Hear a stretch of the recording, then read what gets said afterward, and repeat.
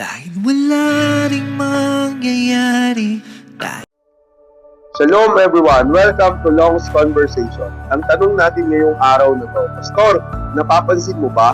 Kapag may gumagawa ng mali, minsan sila pa ang pinapalakpakan. Pero kapag may tumitindig para sa tama, siya pa ang tinatawag na judgmental.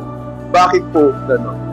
Simple lang, because we live in a fallen world. Sabi ng Panginoon sa John chapter 3 verse 19, light has come into the world, but people love darkness instead of light because their deeds were evil.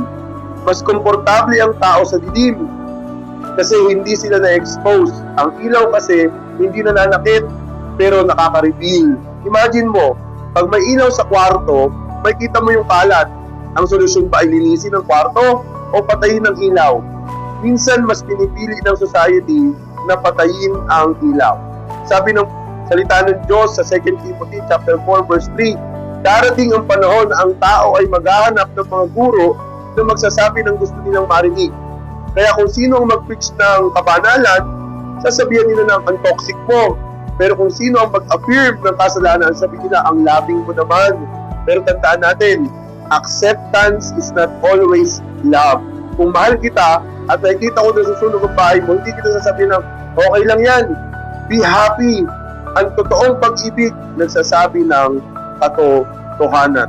Tingnan mo si Noah, habang gumagawa siya ng arko noong panahon niya, pinagtatawanan siya halos ng lahat ng tao. Pero nung dumating ang baha, sino ang tama?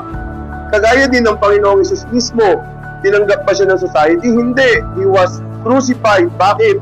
Kasi ang kabanalan ng Panginoong Hesus nag-e-expose ng kasalanan ng mundo. Kaya wag tayong magtaka kung mas trending ang kasalanan sa panahon ngayon kaysa kabanalan. Pero ito ang good news, kapatid.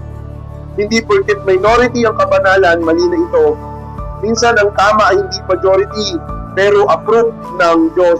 At ang majority para sa ating mga Kristiyano ay one approved by God. Kahit solo ka, basta nasa katotohanan ka ng Diyos, yun ang dapat nating tayuan at tindigan.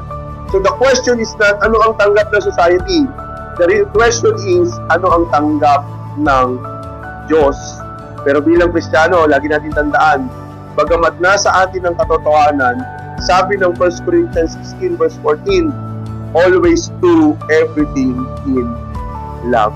Gawin natin ang lahat ng bagay sa pamamagitan ng pag-ibig. God bless, kapatid. Nothing is impossible.